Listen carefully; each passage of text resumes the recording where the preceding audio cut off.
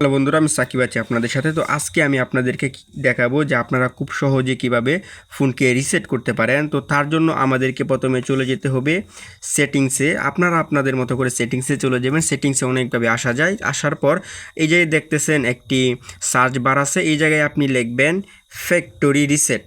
আমি যেভাবে লিখতেছি আপনারা সেভাবে লিখবেন।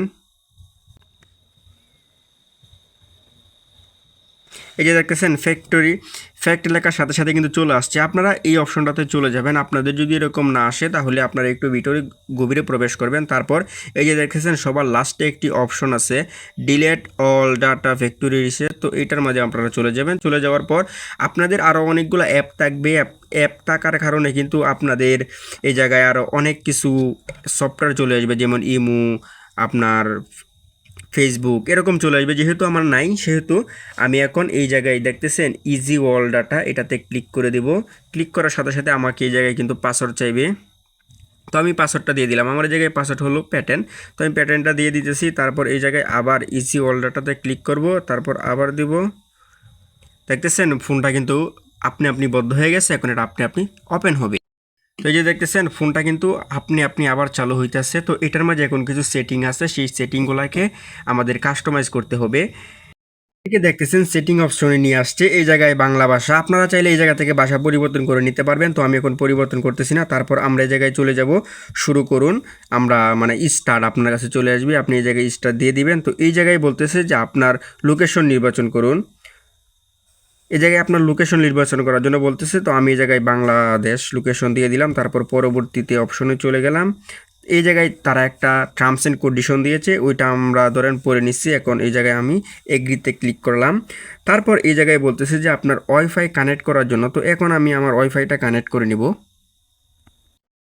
তো আমার ওয়াইফাইটা দেওয়ার কারণে কিন্তু আমাকে এরকম একটি অপশনে নিয়ে আসছে। আপনি আপনার ডাটা দিয়েও কিন্তু কাজ করতে পারেন, অথবা আপনার যদি কোনো ওয়াইফাই বা ডাটা না থাকে তাহলে কিন্তু ওই ডাটা ছাড়াও আপনি এই কাজটি করতে পারবেন। কিন্তু আপনার যদি ডাটা থাকে বা আপনার যদি ওয়াইফাই থাকে বা আপনার যদি নেট কানেকশন থাকে তাহলে কিন্তু আপনি অনেক অপশন পেয়ে যাবেন বা অনেক আপডেট কিন্তু আপনি পেয়ে যাবেন। মোবাইল ফোন আপডেটের কাজটাও কিন্তু আপনি একই সাথে করে নিতে পারবেন।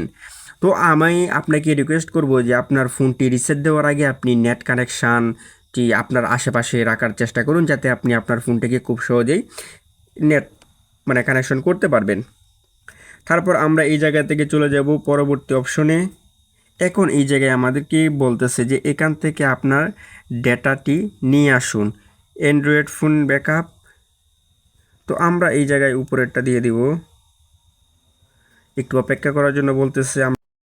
তো দেখতেছেন এখন আমাদেরকে বলতেছে একটি ইমেল দেওয়ার জন্য। তো এখন আমি একটি ইমেল দিয়ে দিব। তো আমার একটি ইমেল চাইছিল, আমি কিন্তু আমার ইমেলটি দিয়ে দিছি। ইমেলটি দিয়ে দেওয়ার পর আমার কাছে এরকম একটি সেটআপে নিয়ে আসছে। আপনারা কিন্তু আপনাদের ইমেলটি দিয়ে দিবেন যদি চাই, আর যদি না চাই তাহলে তো ভালোই। তারপর এটি হলো চালিয়ে যান। তো আমি দিয়ে দিলাম চালিয়ে যাওয়ার জন্য। আমার যেহেতু বাংলা সেটিংটা তার জন্য আমার নিজের কাছে একটু খারাপ লাগতেছে। তো আপনারা প্রথমে চাইলে কিন্তু সেটিংসটা আপনি পরিবর্তন করে নিতে পারবেন, অথবা আপনি যদি না চান তাহলে কিন্তু পরিবর্তন নাও করে নিতে পারবেন। তো এখন আমি এটাকে এড়িয়ে যান দিয়ে দিলাম। তারপর এই জায়গায় বলতেছে যে আরও কিছু ইমেল বা আরও অন্য কিছু যোগ করার জন্য না, আমি এসব রাখবো না। তো আমি এই জায়গায় না তাকে দিয়ে দিলাম। আমি চাচ্ছি যে এখন আমার ফোনটাকে রেডি করার জন্য। তো আমি মূলত রেডি করার জন্য যেই সব জিনিসগুলো লাগতেছে আমি সেগুলোই কেবল দিতেছি। তো এই জায়গায় এখন আমি পরবর্তীতে দিয়ে দেবো। আপনারা চাইলে কিন্তু এই সব বিষয় পড়ে নিতে পারেন। তো আমার ফোনটা এখন মেবি সম্ভবত সমস্ত কিছু ওকে হয়ে গেছে। তো এই যে দেখতেছেন আমার ফোনটা কিন্তু একদম আগের মতো হয়ে গেছে। তো এখন যদি আমি দেখতেছেন সব কিছু কিন্তু বাংলাতে রয়েছে। তো এখন আমি আপনাদেরকে যদি একটু ফাইলে যায় একটা জিনিস দেখাই, যে জিনিসটার জন্য মূলত আমি আপনাদেরকে নিয়ে আসছি। তো দেখতেছেন এই জায়গায় কিন্তু এখন আমার 20 জিবি খালি আছে 32 জিবির মাঝে। তো এখন মূলত সব কিছু পূর্বের মতো হয়ে গেছে। তো আশা করি ভিডিওটি আপনাদের অনেক ভালো লেগেছে। যদি ভালো লেগে থাকে তাহলে একটি লাইক এবং সাবস্ক্রাইব করতে ভুলবেন না। ধন্যবাদ সবাইকে।